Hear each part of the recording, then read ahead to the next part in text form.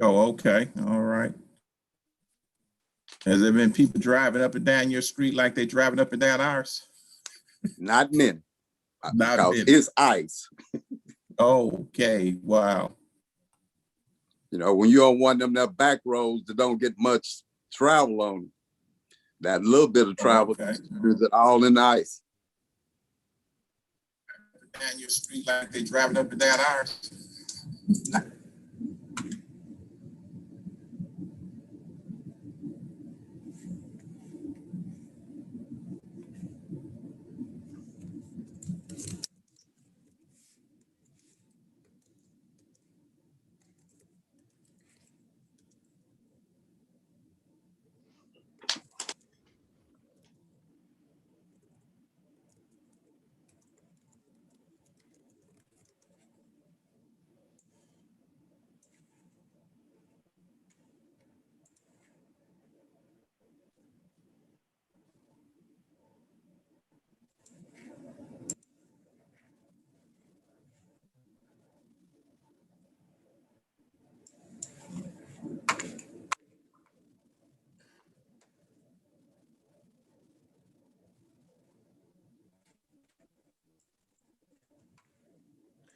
All right, folks, look like we're ready to go. Just a second. All right. All right, so we're live on YouTube and we're live on Facebook, and look forward to you all sharing this with your families and friends and those individuals who are considering a transplant at this particular time. I think that it's an appropriate time for us to have this conversation. So at this point, first question that I will ask is, as it relates to the kidney transplant, could you, tell us your story in 2 minutes or 3 minutes, and we'll start with Mr. Jones, and then we'll move to Ms. Riley, and just tell us your story, how you got to the point of needing a kidney transplant.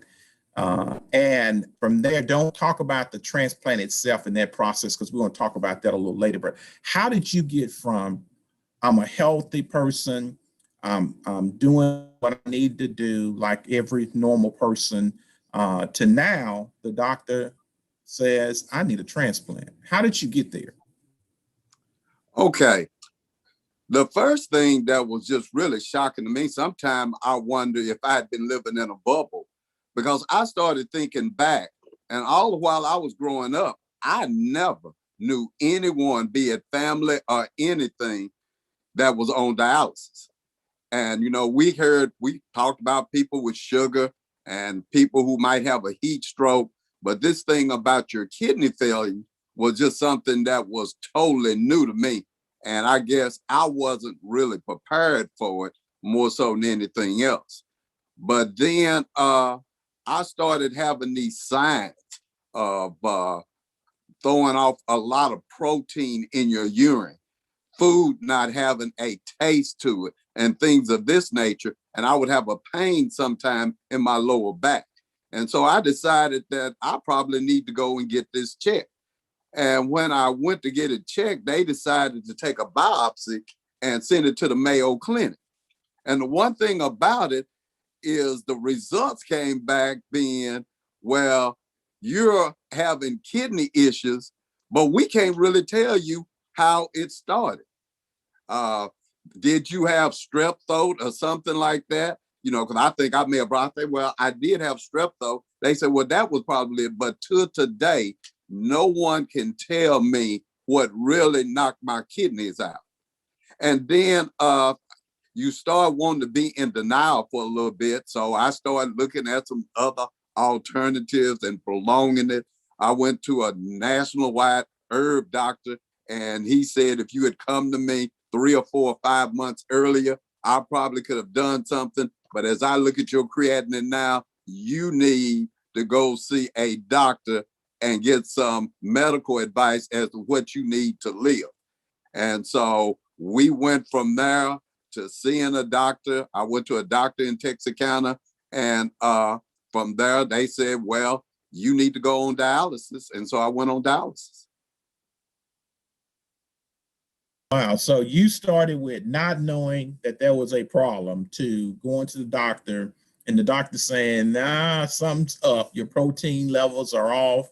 And of course, your creatinine there's an issue there. And now you need to go and start dialysis. Wow. And Talk it was about really that. strange because I'm one of these health nuts. It was almost like I would play tennis 6, 7, 8 hours a day. I would run. I had probably something like a 10% body fat. I didn't smoke. I didn't drink. I had a lot of sweets. I had that sweet tooth, but normally I didn't have those type of issues that would be associated with a person going into kidney failure. So no issues. You were healthy. You were doing what they said to do, and now you're suffering from renal failure or kidney failure. Correct. Wow. Okay. All right. First lady, the only lady, Barbara Riley. Let's talk.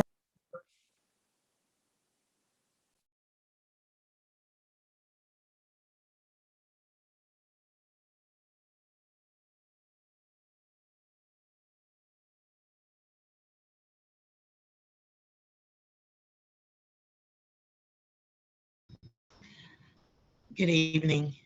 Well, on occasion, I played tennis with rock and it stressed me so that my kidneys failed. But seriously,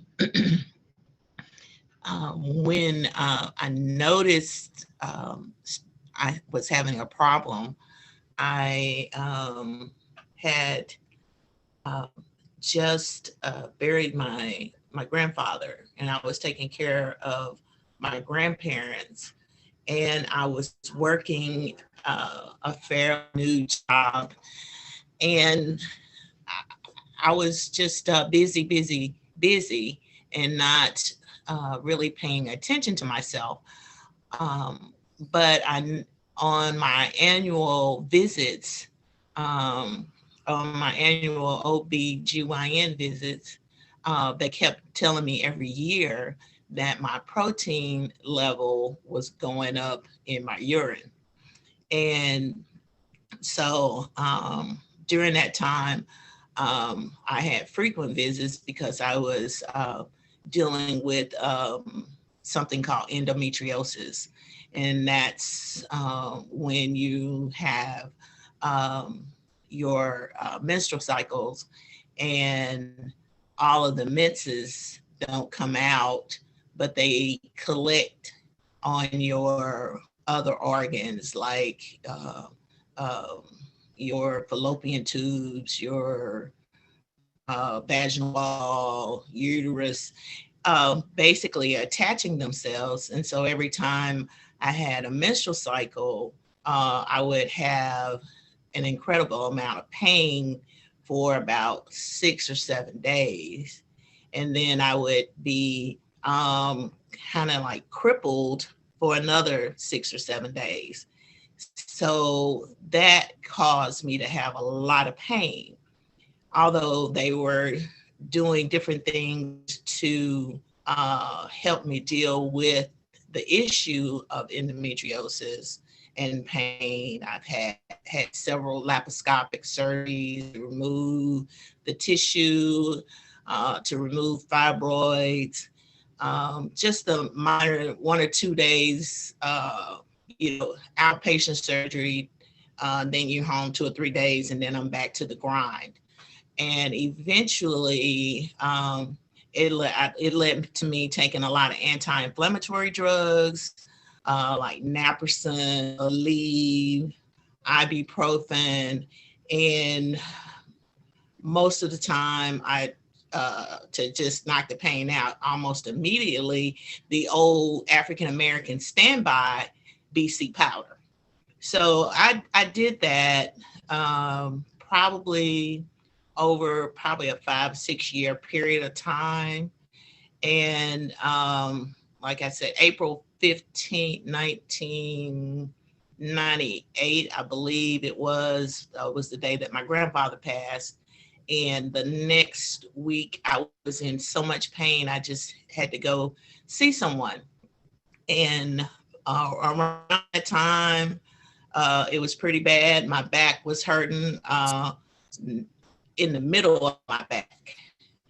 And I was on my way, and don't forget, I was on my way to Magnolia for a meeting with the mayor and the city manager. And I just laid over in the back seat of the car, and they were saying, "Are you okay?" I said, "I just need to lay down just rest for a minute." And then, probably took a big powder before I got to the meeting, got up, functioned, went straight through, and it just kept getting worse and worse. So my physician that I saw at the time happened to be from Australia. And one of the major naturalists that deal with kidney failure and how to maintain a healthy life connected me to UAMS. And that's where I started going to get my treatment. And I diagnosed in 98, and I didn't go on dialysis until 2016, because it was important to me that once I found out what the possibilities could be of me having the issue that I had, I immediately stopped taking BC powder, Aleve, Advil, ibuprofen, and I guess more or less started dealing with the pain, and mainly just taking Tylenol if I had to. So it had been a long journey.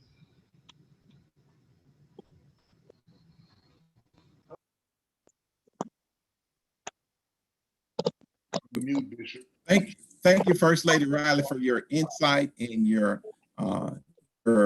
wisdom, and your willingness to share your story as it relates to the painkillers that help get you to this particular point. So we have a Mr. Jones who has healthy, no issues, to now we have Ms. Riley who has a few issues, takes something for the pain, and now it takes her over the edge. Now we're going to have Pastor Kenneth Reed. And Pastor Reed, what we're talking about right now is we're talking about specifically, how did you get to I have kidney failure? And don't talk about the issue of dialysis, because we're going to talk about that in just a little bit, and then we're going to talk about the transplant, which is why we want to talk. But how do you get from I'm Kenneth Reed, preaching, I'm teaching school, to now I need to go on dialysis, I have kidney failure? How did you get there? And we use about 3 to 5 minutes on this. Well, I want to say good evening to everybody. And I can't say it enough to see Mr. Jones on here. He most definitely was a role model for me when we talk about kidney transplant. We'll get to that.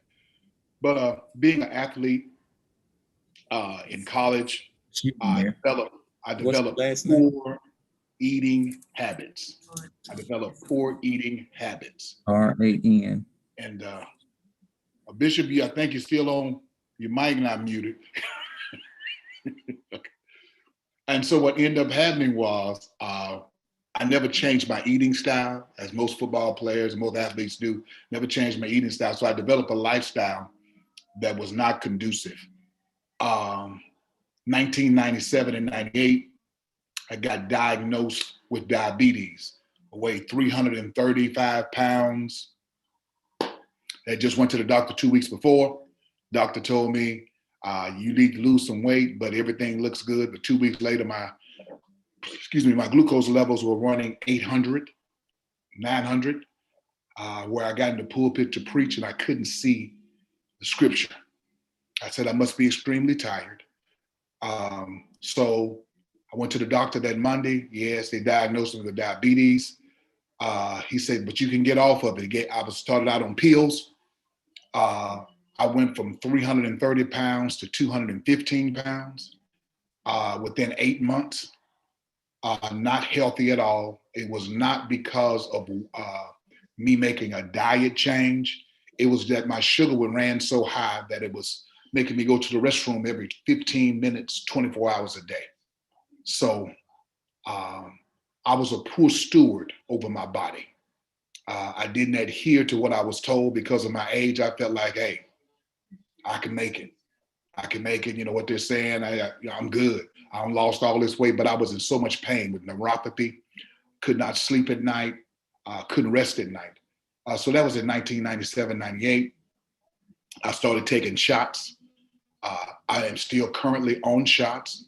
Still am a diabetic, but my insulin level is coming down where I don't want to take as much.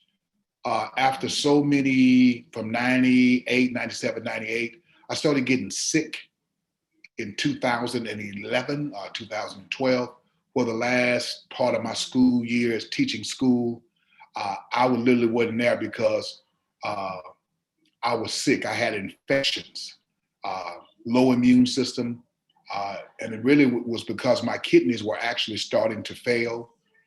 High blood pressure was out of the roof. I was pastoring the church, teaching full time, and taking a master. I was working on my master. I got 2 masters in less than 2 years, pastoring full time. And it literally, my blood pressure shot sky high and it blew out my kidneys. So that diabetes, high blood pressure, not being a good steward over my body, that is the reason I ended up on the dialysis. And if somebody would say, the devil was attacking you, I said, well, let me tell you this. I did this to myself. Poor eating habits, not dieting, and not doing what was necessary to live a healthy life. So I think that's one of the things as African Americans, I think a lot of times we say we don't get the information. I did. I just decided I wouldn't. I thought I could live past it, live through it, and had friends that had it. Dialysis, high blood pressure. So that was for me. Poor stewardship of my body, putting too much on me at one time. Stress had a lot to do with it. Stress, lack of sleep. So that put a lot of pressure on my body. So that's what happened to me. That's what happened to me. Eating habits, I was still doing any and everything I wanted to do. And now I am where I am, but I wish I could have took a different route. But that's what happened with me. Okay, so what we see now is that we have people from various different backgrounds. All of these folks are professional folks. We have from, I don't know what happened to, I know I caused some of this to happen to myself, to I was doing something to cope with the pain from another issue that I was in. So what we have is a combination of people with issues that get to this point now where I am on the renal failure. Is a disease that I have. Now I have to fix it. So at this point, let's talk about the fixing of the renal failure. You have it. And so what are the options that are out there? We'll start with Ms. Riley this time. We'll work to Pastor Reed, and then we'll work over to Mr. Jones. And so what are the options at this particular point? What can I do to live, to fix this problem? Is there a magical pill that I can take? What do I do next? Well, one of the things is rest. Rest is good. Some of the things that helped me, like I said, I stopped taking the anti-inflammatory drugs once I learned that that could possibly be an issue. When my first renal specialist told me, don't take any more PCP. I said, PCP? I didn't say I was taking PCP. I said, BC. He said, same thing. So that was like an eye opener. But I still worked hard, still worked on projects, still traveled, did a lot of things. And I even did the healthy diet, healthy teas, anything that I could do to stay healthy, maintain my blood pressure for sure. And initially, what they tried to eradicate my condition with was steroid, prednisone. And I took a large amount of prednisone for about 6 months, and it didn't work. But it caused me to have diabetes. So, and to gain weight, kind of like Pastor Reed said, um, and I really focused on not gaining any weight, but prednisone cause your body, a large amount of steroids will cause your body to swell. And so I was so swollen that on one of my trips to Chicago, I passed my mother in a hotel lobby and she didn't even recognize me. And she just, and I was like, hey. And I was so swollen, you know, it was unbelievable. But eventually they got me off the prednisone because it wasn't working. And the next option was another drug that really destroys your lymph nodes and could possibly cause lymphoma. And I had just a year after my grandfather passed, lost my aunt to lymphoma. So that was not an option for me. So took it for maybe less than 30 days, read the fine print on those prescription things that they gave you and told them I'm not taking that anymore. And mainly kind of over the years following, I just watched what I ate. Eventually the diabetes went away. I didn't have to take any more medicine for that because the prednisone was out of my system, and just ate as healthy as I could. Tried a lot of remedies and vitamins, and the most strange thing, I guess, that people would think of, it was something called a bolus. And basically what you do, you just boil fresh ginger and soak towels in it and apply it to your back. And that kept me going up until I got to 5%. And my nurse practitioner at the time at UMS really could not believe, what I was doing. And of course, prayer, much faith, trusting God and believing that he will heal me, because initially when I was diagnosed, God told me he would heal me, but he didn't tell me when. So it was about, I dealt with this for 22 years, about 22 years, knowing what my diagnosis was for 22 years before I got the transplant, and probably about 17, 18 years before I went on dialysis. Okay, thank you very much. And let's move on to Pastor Reed. Pastor Reed, tell us, now I'm on dialysis. Talk to us about that process.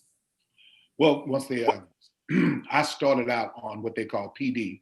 I started doing it at home because I had heard Mr. Jones talking about he did it at home, and it was very successful for him, and because of his lifestyle of working and everything else. And the doctor suggested I do the same thing with pastoring and teaching school. I can do dialysis at night. Well, my thing of it was doing it at home. I would be on the machine 12 hours, and I still was not going through the cycles. I was not being cleaned very well. They said because of my my makeup and some other things. It just didn't work for me. I tried it for a month and a half, almost 2 months. It just didn't work for me. Carrying 5 pounds of fluid in your stomach and it just didn't work for me. So they put ports in me. I had one in my neck, had one in my stomach for the PD, and then they put a fistula in my arm. I felt like Frankenstein. So I decided to go on dialysis in what they call hemodialysis. That's in the center. I went and it was one of the most challenging things for me to do, but because I trusted God, had a great support system, and I felt like this was going to be temporary. I went in every day saying this is going to be the last one. Dialysis is not a cure-all. It only extends your life 2 days at a time. And a lot of people don't believe that. When you get on it, you'll find out it only extends your life 2 days at a time, because you don't know if this is going to be your last one or not. I had to they had to teach me and train me on how to eat, not to keep as much fluid on me, watch what I drink. I was drinking I think we were supposed to maybe drink 64 ounces in 2 days, I think is what they were telling me. And you think about that, if one bottled water is 16 ounces, imagine having you have to have fluid for 2 days with that, okay? And that's not including the food, the fluids that's in the food. So all that figures in. But anyway, I had to change my diet. I was on dialysis. I started out at 5 hours and 45 minutes. I would go in at 4 o'clock to the center, and I would get off at 9:45, almost 10 at night. I'd be the last one to leave. I kept my numbers up. They were great, to the point that they said, have you talked about having a transplant? I said, yes, what I need to do. And for 4.5 years, that's what I did. Had some dark days, infections, because your dialysis, like I say, it just cleans you and gets the fluid off of you. You got to be reminded that you had a kidney that did it 24 hours a day, 7 days a week. Now you got a machine that's trying to do 4.5 hours Monday, Wednesday, and Friday. So a lot of things happen. People think that you can get drunk and go to dialysis and it'll clean up your blood. That's a lie. I didn't say I tried it. I just said that's a lie. But it's the emotional part, the stress part that goes along with dialysis. I watched that. I'm gonna say this, and I don't mean to be. I took dialysis with 17 people that didn't make it. 17 deaths that I went to, and I preached 2 or 3 of their funerals, and I was still on dialysis. Very depressing days. You have to deal with the emotional state, because you're in there with people that are at different stages. We would see an empty chair every time I come in, and the first question I ask, where is he? Didn't make it, or he's in the hospital, or it doesn't look good. So it's an emotional state you have to deal with. So I did it for 4.5 years, and I'll say this, and I pass it on to Mr. Jones. My last weekend, Mr. Riley knows this, my last weekend, I literally had given up. I was tired. And people said, how are you tired? Imagine living your life 2 days at a time. I wasn't able to go to my kids, my son's football games. I didn't see any senior football games really per se. My second son, I wasn't able to see any of his. Your whole life, you're preaching, trying to get to the pulpit, just emotional state. So that last weekend, my wife told me, baby, any day. I said, it's gonna have to be, because I'm tired. I'm tired. Went to church. I told the church, I'm tired, but y'all pray for me. And my wife told me, any day now. I said, okay, y'all, any day now then. I told them we believe in God. We prayed about it at church. I went to dialysis on Monday. And they said, I got through dialysis, said, Mr. Reed, we'll see you Wednesday. I said, no, y'all won't see me Wednesday. This is my last one. I said, Bishop, what you said? I said, I'm getting my kidney. And I went home, slept for 3 or 4 hours, woke up watching television. I told the Lord, I'm ready. And the phone rang. And my wife didn't answer it. I looked at the phone. I said, baby, somebody just called you from Little Rock. I thought it was my daughter. They called her and she said, okay. She had the phone to me. They said, Mr. Reed, are you ready for your kidney? I said, yes, I am. I've been waiting on y'all. Mm-hmm. So, that was my, that thing. I went on to the hospital July the 2nd, 2019. I could talk about the transplant after that, but that's what happens. But I said I went to 17 funerals. 17 funerals, and I've been to 5 more of the people that I went to dialysis with too, after I got a transplant. I buried my best friend that was on dialysis.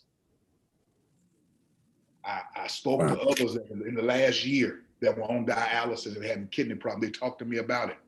They didn't make it. They passed. And they were younger than me.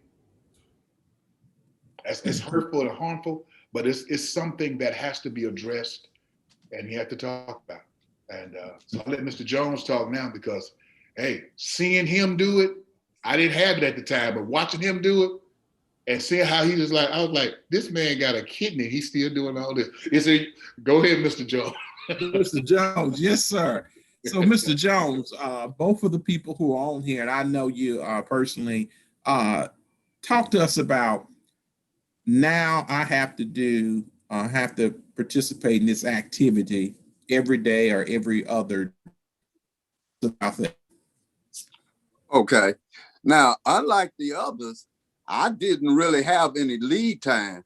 They told me my creatinine was so high, either I had to go on dialysis tomorrow or I'm gonna die. And so I went to the doctor and we had this talk and he said, you in pretty good shape. Why don't you look at this peritoneal dialysis? And he went and explained to me as to what it was about. Now, these youngsters, they went through it during the high-tech days. When I did PD, they gave me a pole that I hooked a bag of solution on. And I had to do that at least 4 times a day. But I also told him I was going to work. He said, no problem. Don't you have an office? I said, yeah. He said, you just go in your office, shut your door, set up your pole, put some newspaper under this drain bag, and as long as you can see through it, everything was okay. So I started doing this, and I said, oh, this interesting. And then I talked to this other one fellow. He said, Mr. Jones, I go fishing and do my PD. He said, I just set my pole up in the boat so it's over my head, and I just let it drain. And so it was really surprising, mainly because all of the restrictions that Pastor Reed was talking about, I didn't have all of them. So I said, well, what can you eat? Well, you need to eat the right stuff, but we're not telling you that you have to cut anything out. And so I did the little pole thing here for about 2 or 3 years. And then they told me, and they said, Mr. Jones, they done invented this thing called a cycle. And you can just do it at night when you go to sleep. And I was sitting up here saying, okay, let's try this since this other one was working well. But then they told me I had to be on it 8, 9, or 10 hours. I want you to know at that time in my life, I never got 8 hours of sleep. And so, but it was interesting. A lot of people didn't realize this, that kidney failure is one of the few diseases that the government has really prepared for. When you go on dialysis, you get a Medicare card.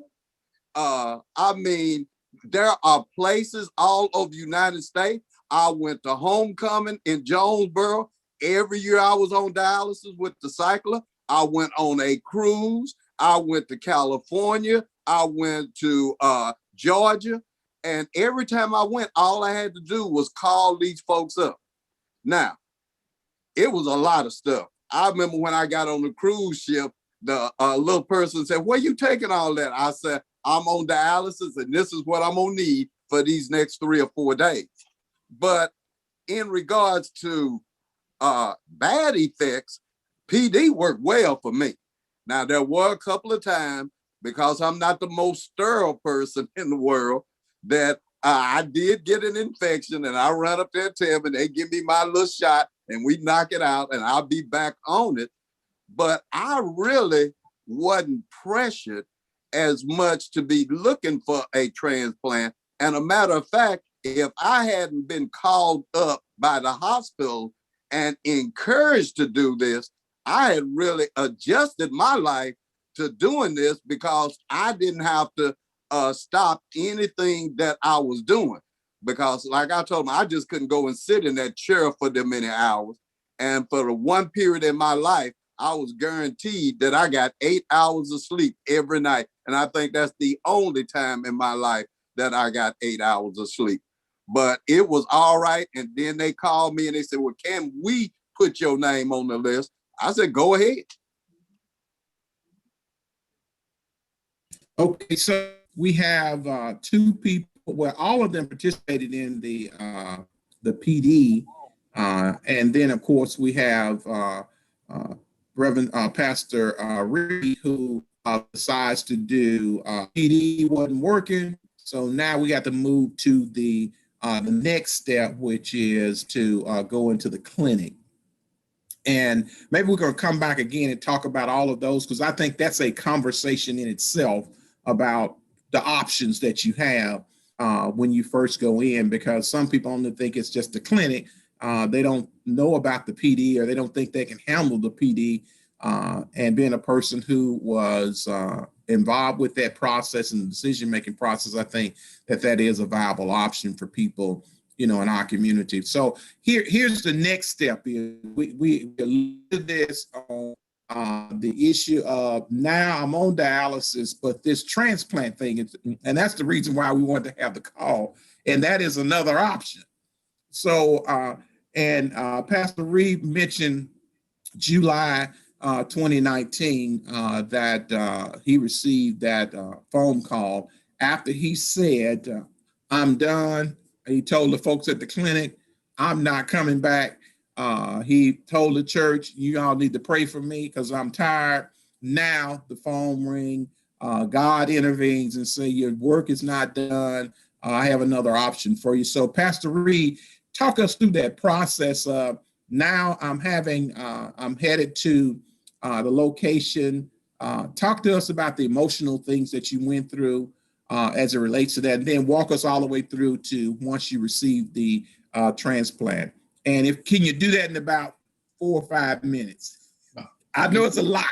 Oh no, I can do that. I can do that shorter than that. Okay. Once they gave me the call, and I rode to Little Rock UAMS. When I went upstairs, I'm just in awe, because that wasn't the first call I've had. I'd had 3 or 4 other calls, and they didn't work out. Twice they called me while I was on the machine. And I got all happy. I called my wife. I told her to call everybody, and she called everybody and told them, and I'm texting everybody, I got my kidney. And then they called me back about an hour or two later, said it's not going to happen. And that hurt. That hurt. So this next time I was on the machine, they called and told me I had just had a staph infection that they just gave me a shot for and everything. They said I was good, but they wanted to watch me the next couple of days. When they called me, I was on the machine, and they told me, "Are you ready for your kidney?" I said, "Yes, I'm ready." They said, "Have you been sick?" I said, "Well, I just met with the doctor. He just passed by. I had an infection, but he already gave me the antibiotics. I'm good." He said, "I'm good." She said, "Hold on a minute." She got back on the phone and said, "Well, this was not going to work for you because you're sick." I didn't even bother calling nobody at the time. I just said, "Don't tell nobody that." But when I got the call, I told my wife again. I called my mama. I said, "Mama, they just called me. I got my kidney." She said, "Hallelujah, hallelujah." She said, "What time we leaving?" She got a hallelujah. My mama's suitcase was already packed, just like ours was. And we went to Little Rock UAMS. I'm walking in, and I'm like in a daze. Lord, is this a dream? And they got everything done, because I had some people that I knew that had been on the table finna go in, and they said this kidney is not going to work, or this is. And I'm like calm and patient. And when they walked me through, I'm crying, because I'm like, Lord, I've been tired, but it's going to be a breakthrough. And so they took me through surgery. I think it lasted like 4 hours or so. When I woke up and I heard voices, I said, well, I know this is not heaven. Some of these voices I recognize. Yeah, I said, I ain't gone yet. I'm still here. And what I did was I reached in front of me and I felt those stitches. And I started to cry, Lord, thank you. Lord, thank you. So the recovery process, they watched me every hour and everything like that. They took me through having to be able to make sure I can urinate and functions, and they guided me through. UAMS has a wonderful staff that walked me through, made me feel so comfortable, and had people to come in to deal with my mental state too. Because when you go through depression, I mean, pastoring brings a form of PTSD because you see so many things that hurt and bother you. Kidney failure leaves us mentally drained because the only people who understand it are the folks that experience it. Why are you so tired? I wish I could explain to you. Why you don't have any energy?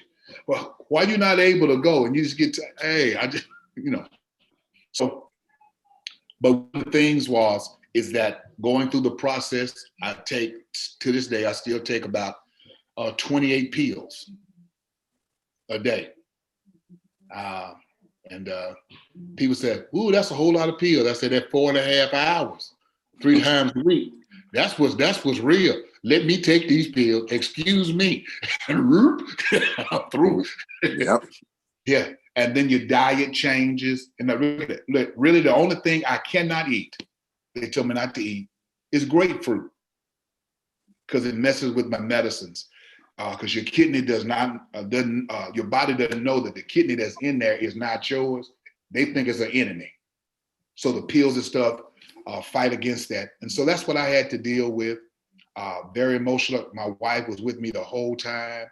I came to UAMS. She was pushing me in the wheelchair. When they had filled me up with fluid to make my kidneys work, I went from 278 when I got there to 302 in weight because they put so much fluid on me. I'm like, I felt so puffy. But they said, we're just trying to kickstart your kidney. And oh my, when it got started, I didn't know what I was missing.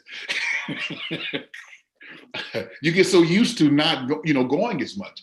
And so when I left the hospital and got home, I weighed 248. 248. And they made me drink to expand everything, to get my body back used to it. So my creatinine level for a normal person is 0.3 to 1.3. That's normal. My creatinine level right now is a 1.6, and I only have one kidney. And I'm pushing to get it a little lower, but it's just some more diet change, some more exercise, some things I got to do. But you need that emotional support to be able to talk about some things because you've been facing a lifetime. You've been facing death sentences. I call like you're facing a death sentence, and now you're telling you can live, and you're like, what do I do? And especially just keep on doing what you've been doing. I wasn't drinking water like that. I hadn't drunk a soda. So there's different things. But that's me. It's been a challenge. Brother Jones will tell you this, and Sister Riley will too. Financially, it affects you. You'll find out insurance don't do everything. And just because you're a kidney transplant, they believe you can go back to doing exactly what you were doing, go to work. People say, how come you didn't file for disability? I said, well, when I went to ask about disability, they told me I could only do $1,300 a month. Mm-hmm. I said, whose kids I'm supposed to be taking care of with $1,300 a month? And if I make any more than that, they were going to cut that. So that's me. That's me.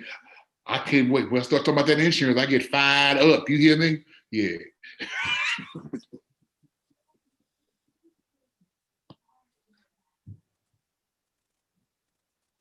Mr. Jones, talk to us about the transplant.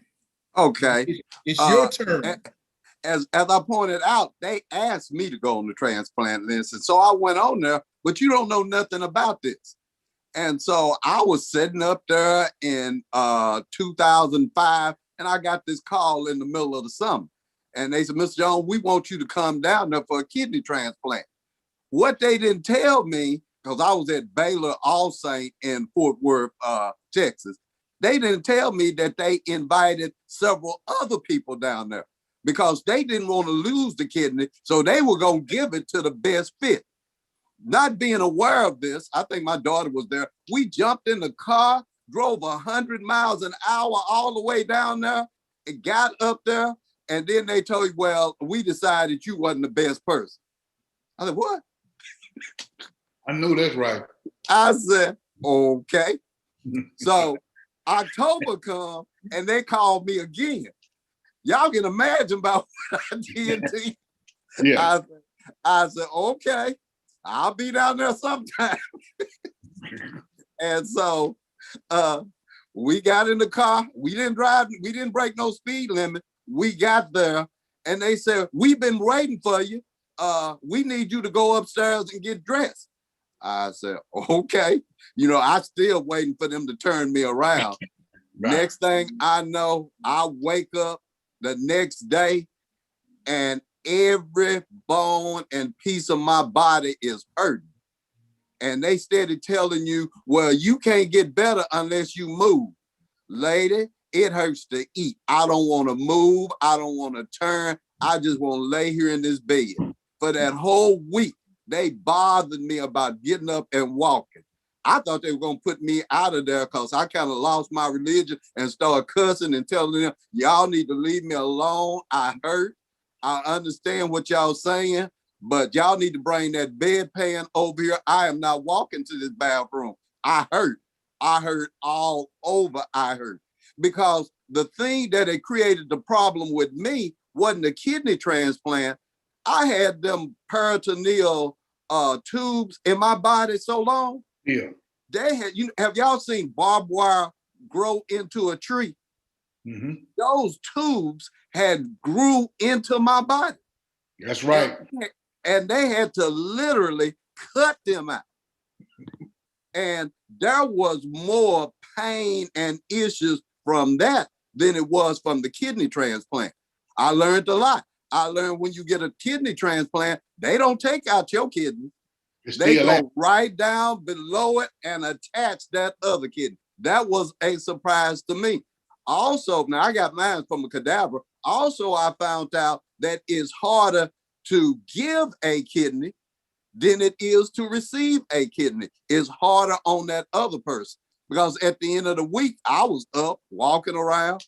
And then every day I walked a little bit more. Every day I walked a little bit more. But unlike Pastor Reed, I went down to that high school weight. I think I started out almost 190 and I ended up at 143.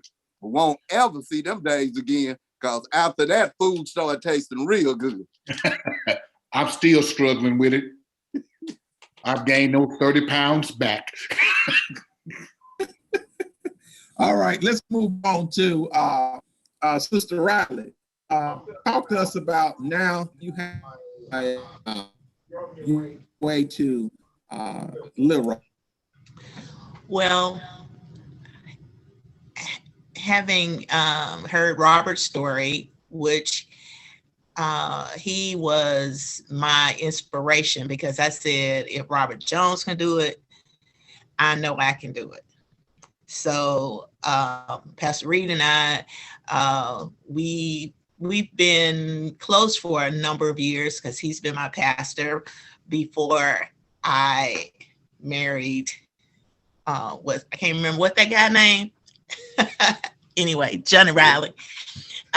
He was my pastor before you were my pastor, and now you're my pastor and my bishop. So, but anyway. Watching Robert go through what he went through, and I mean, I was on those road trips with him to New Orleans and other places, and I saw the boxes and all of that, and I saw the port in the stomach. You know, I could see it. And I thought, well, you know, if Robert can do it, I can do it. But initially, when they told me that I would have to go on dialysis, I already decided I was going to be hemo. I didn't even know anything about peritoneal back in 98, 99. So by the time I got ready to go on to dialysis, peritoneal was going to be my choice. I prayed. I did everything I could to stay healthy and strong. And then I just got to a point where I would just get tired making the routine stop at Walmart and would have to rest. And then when I got home, I had to sit in the car 5 or 10 minutes before I had the energy to get out of the car and come in the house. So I knew it was time. And like I said, I was at 5% then, and my nurse practitioner was angry with me because she said when she told a patient what they needed to do, they need to be found doing it, because what she said goes. And I told her I was trusting in the Lord, and what he says goes. And so I would say probably in that 2.5-year walk with her, it increased her faith in God and what he is able to do. So when it was time for me to go on dialysis, I chose peritoneal. And the surgery was interesting. I think it was 2 days in the hospital. I did all of my care at UAMS in Little Rock. So that's a 2-hour drive, about 145 miles one way. And we made that trip 2 or 3 times a month up until I got the call, which was on a Wednesday, June 18th, 2020.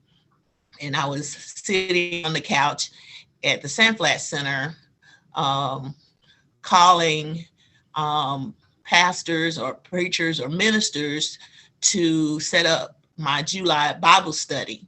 And when I got to the last one to confirm, and I think it was Anthony Ware, to do the 5th Wednesday Bible study in July, I got my whole calendar completed.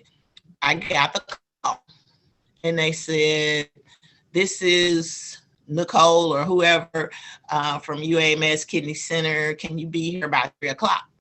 I said, yes. I didn't say I didn't know, because my husband was out of town. He had gone to Shreveport for a meeting that morning, and I had no idea where he was, but I just knew that I was going to be there by 3:00.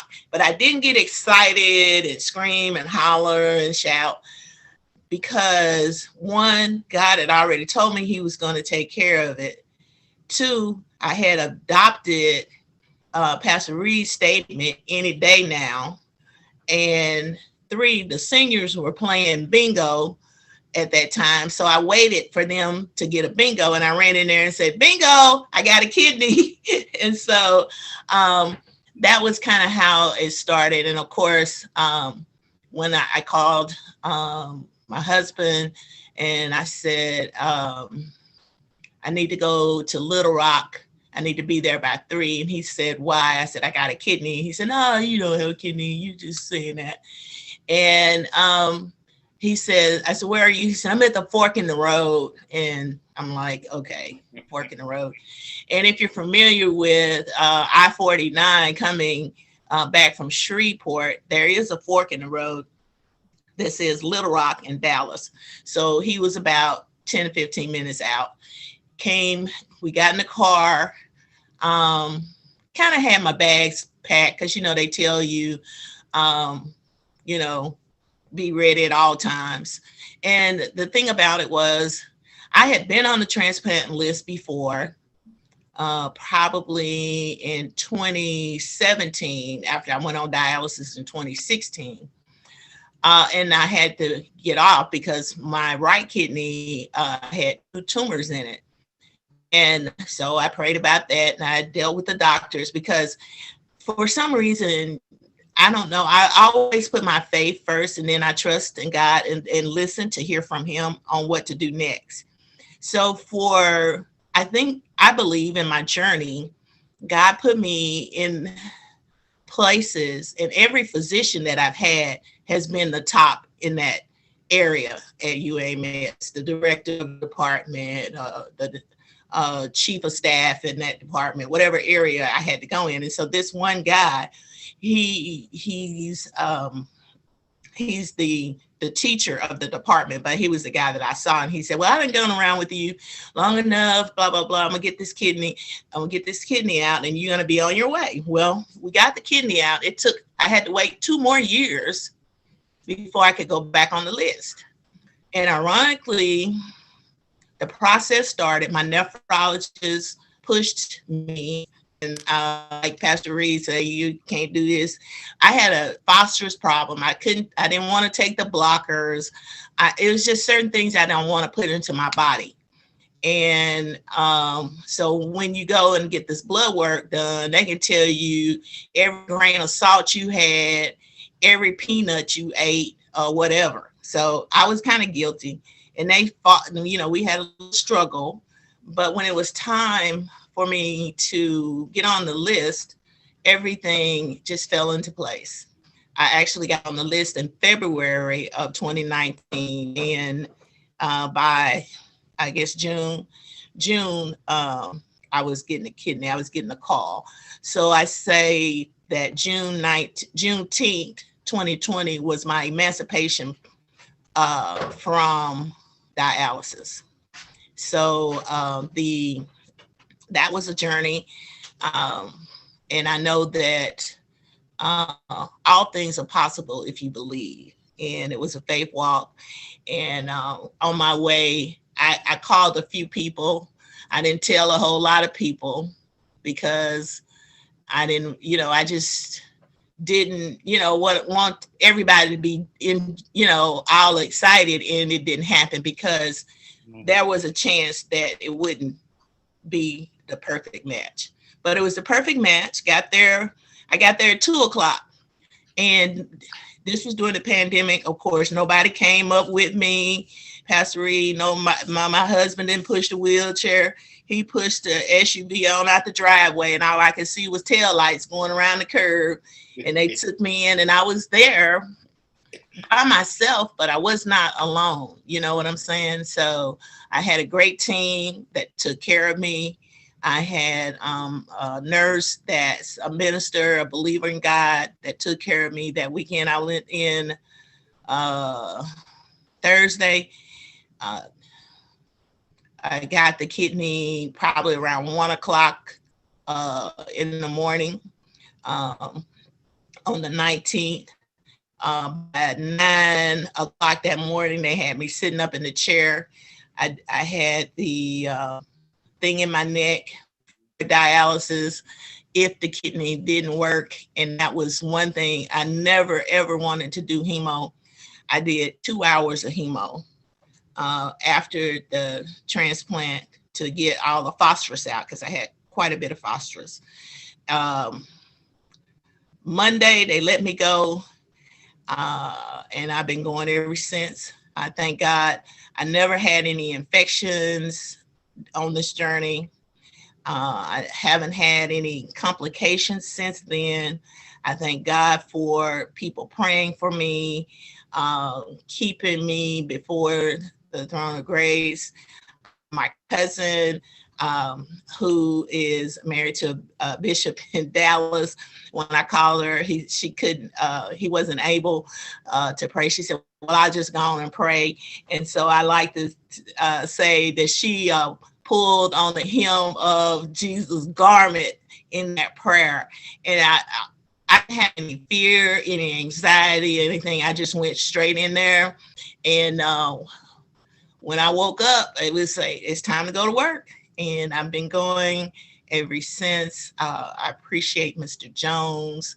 I appreciate Pastor Reed and everyone that was a role model because, Pastor Reed and I, we met one day outside of Jones Funeral Home. And I mean, that had to be one of the lowest moments in both of our lives, because when I passed by him and I saw him, I made a U-turn right on state line and came back, and we talked, and we encouraged each other, and we prayed. And then shortly thereafter, you got the call.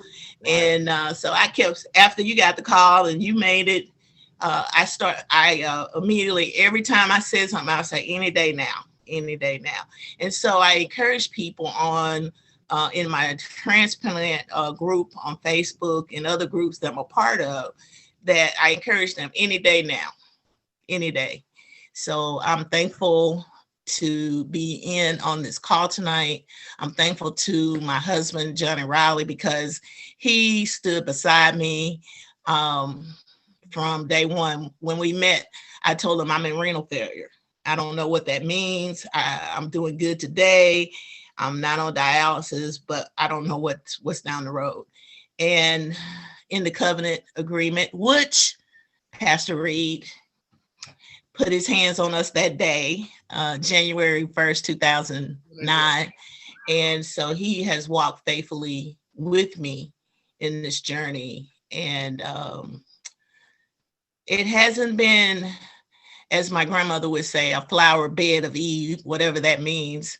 But we are strong in our faith, and we're still trusting in God for things to continue and even be better. Bishop Riley is a gift. Well, thank you guys very much tonight for sharing your story. We've been on just over a little bit over an hour, and you've shared the details of going through the transplant from the start, and various different backgrounds, being active, eating what you wanted to eat, enjoying life, and then of course you get this call, and this call is, now I am a person who has this disease, renal failure. And then from that point, you move to where they say, here are the options. And the two options are peritoneal, or you can go into this clinic and sit by a machine. Mr. Jones said, hey, I didn't even have a machine. They just told me, here's a poll, here's the solutions. And from that point, Mr. Jones started, in 2005, Mr. Jones, or so? Yep. You started. And then, of course, from that point, then we move on to where Mr. Jones was able to coach two of the people who are on the call with us through the process. And that's what, as we conclude this call, there are other people who are out there in our community who are struggling with what to do as it relates to kidney failure. And not only kidney failure, there's all kinds of issues that our community is facing. We can get into a discussion on health disparities in the African-American community. We can talk about the virus and how it's impacted the community. We can go a whole lot of places on health disparities. But at this point, what I would ask and encourage you guys to do, and I know Pastor Reed and Barbara have spoke about, some type of support group in this community to help people who are at the edge. They're not there yet, and they don't know how to prolong before they have to do dialysis, or some people just take what the doctor says, and then they end up on dialysis. And from that point, there could have been another 3 or 4 years of some other alternatives that they could have used. And, Mr. Jones said, well, hey, I went to a herbalist, a guy who understood what needs to fix me, but the guy said it was too late. So what I'm saying is there's some folks in our community who don't know. And the question is, to you guys, what can we do as a community of leaders to help those individuals in the Texarkana community, but in our community as a whole, because now we have Zoom, so you don't have to physically be there. What can we do to help educate our people? If there was one thing that you could say as we close down, one thing that you could share with those people who are going to hear this broadcast, what would you tell them about kidney disease, how to move past the fright, the disappointment, the stigma, the not the enormity of life. What would you say to those guys at this particular point? Mr. Jones, since we started out, we'll start with you. All right, the main thing that I think is we need more programs like this because people need to be aware of right now, today in Texarkana, in hemodialysis, there is not an empty seat in the daytime. And nowhere in the city, and probably not in any city that close to us that have that. This is a problem. And we need to let these people know, even though it's a problem, it's not really a death sentence. We got to get together, talk about this, and really, we need to be a little bit proactive and start dealing with some of the things that we can do to prevent this. And then we need to tell them about the insurance, because I want y'all to know, one time when my insurance lost their mind, I had to pay $2,000 for one prescription for 1 month. Next month, I paid $15. That's what I'd say. Ooh, we sure need to talk about that again right there. Mr. Pastor Jones, Reed. well, look at, Yes, sir. I'm sorry, Bishop, I jumped in. You got to talk about that insurance again, man. When I saw that my insurance is $38,000, they charge me every 2 weeks for dialysis. My insurance took care, but I had to, pay a little, look at dialysis is not only life changing, but it's a business. And we'll talk about that a little later. But Mr. Jones said it best for me. Exposure, being educated, getting all the information and doing what's best for you, having a support group to help you. So many dialysis patients are dropped off by a van. They don't have loved ones that are helping them and helping them with the insurance and keeping them accountable. They don't. And so, and then kidney transplants are not talked about. You have to ask about more or less. And then somebody tell them, you're not eligible, you're probably not eligible for it.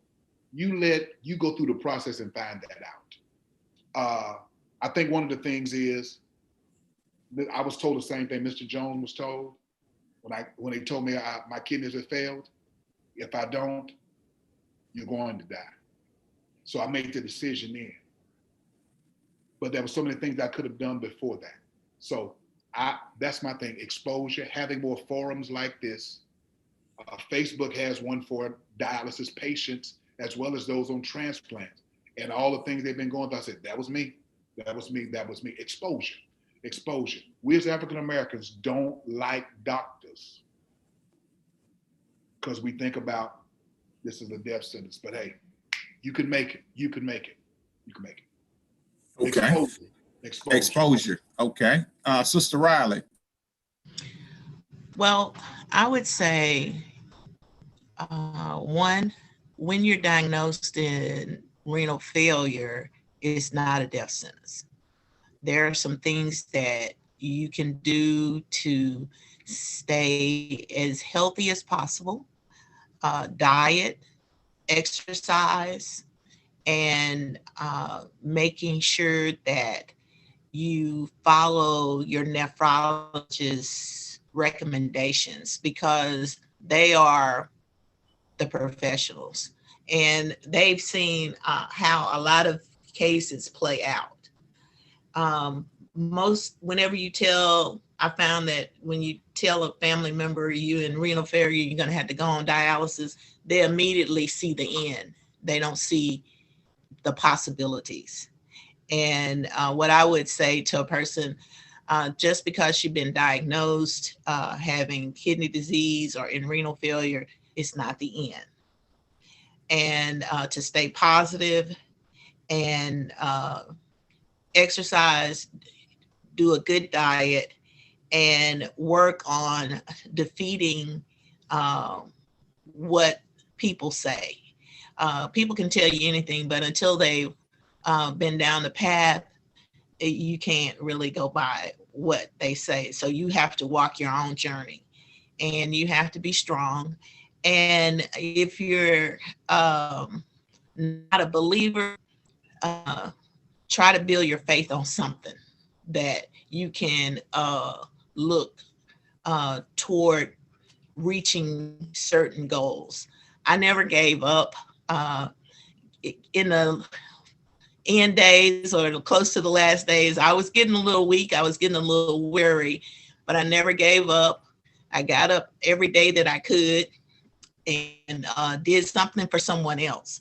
And since I've had the transplant, I'm more determined to do something for someone else every day that I can. If it's not anything but just picking up the phone, making a phone call to see how somebody's doing, or preparing a meal for someone that can't even go outside their house, or whatever I can do to help somebody. So, and my goal is to be always more loving and more giving and more supportive in any way that I can be, even if I run up against oppositions and obstacles and naysayers and negative people and negative comments. I keep going, and I'm going to keep giving and keep loving every day that I can for the rest of my life. I'm very thankful to my donor. I don't know who it was. All I know, they said it was coming from Florida, and when they connected, it's been working ever since. And I would try to be loyal to it. I speak to it. We have conversations daily, and I just give thanks to my being and say, thank God. Bishop Riley, can I add one more thing? Oh, yes. As a people, we need to sign the card. We stay on the list longer than we should because we don't have enough people who say after I pass away that they can have my kidneys. It's not like we can do anything with it because we got to push this. We have to begin pushing the fact that we need Africa, because we got different markers from everybody else. And we got to encourage folks to sign up to be an organ donor. If we don't get nothing else, if we do that, that can cut in half the amount of time that people are on hemo. Yes, sir. And that's a great point, Bishop and Mr. Jones, because we are the lowest in the donors, but we are the highest in the need. And you know, what I want us to encourage us to do as we close out an hour and 22 minutes in is, one, it is our obligation as believers to be willing to help other people who are in need. The question is often asked, are we our brother's keeper? Yes. And I really believe that we are our brother's keepers. And, you know, being an organ donor, I've been an organ donor since I was 21 years old. And many people and many of my friends have asked me, so why are you willing to donate your organs? One, as Mr. Jones said, where I'm going, I'm not going to need them. And so there may be somebody here that can use those and can continue on with their life and be much more productive or do even greater things than what I have an opportunity to experience. So what I want us to do is, one, let us have the conversation about healthcare in our community. And then two, as an actionable item, let us encourage those that we know, those that we love, as disparities exist in our community because we're number one on the list. But how many are willing to give up what we don't need when we're gone? I know some people struggle with, well, we want to have all of our body parts up in the casket. Well, let me let you know something. Depending on who you go to, you may not have all the pieces up in there. So I won't get into that, but that's a whole nother discussion. But I want you to know that in order for us to make a difference, we have to be willing to do it ourselves. We can no longer depend on anyone else to help our communities. We have to help our community ourselves. And I want to encourage you guys and want to thank you guys for being on with us tonight. We will come back again. When is Kidney Disease or Kidney Awareness Month? Is that March or April? March. So what we'll do is we'll come back sometime in March, maybe the second or third week in March, and let's talk in details about health disparity as it relates to kidney disease. And then you can talk about the emotional strain that took place with you, the emotional strain for your caregiver. Most folks don't deal with that, but there's some strain that's there. Pastor Reed alluded to post-traumatic stress syndrome. We think that it's a Vietnam era, but there's also post-traumatic stress because you live in the hood. There's post-traumatic stress because you work in certain industries. There's stress that happens there. So we want to deal with this when we come back, maybe that second week in March. I want to thank you guys for being here with us. I really enjoy seeing you guys being here, making it happen. And not only once you receive the gift that God has given you, you're still active, you're still giving back to those who need your help and your advice. So thank you very much. Next week, we'll be back again. And guess what we'll be talking about? The coronavirus. We're going to have an expert on. We're going to be talking about, from a research standpoint, we're going to have a relative of ours that's going to come on, and we're really going to deal with the research behind the vaccination. We're going to deal with the issue of why people are afraid to take the vaccination. And let me let you know something. My mom called me on Friday. She said, baby, can you help me go get the vaccination? I got on the phone. I called down to the hospital. It was no wait online.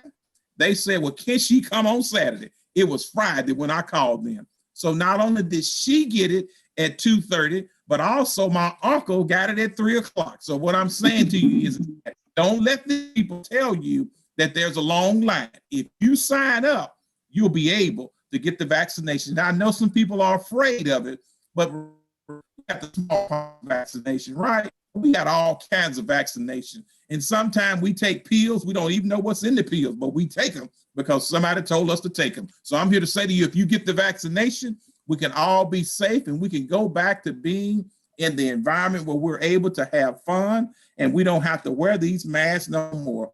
Good God Almighty. Now that's going to be a blessing. I'll be back with you next week at 7 o'clock. Real talk,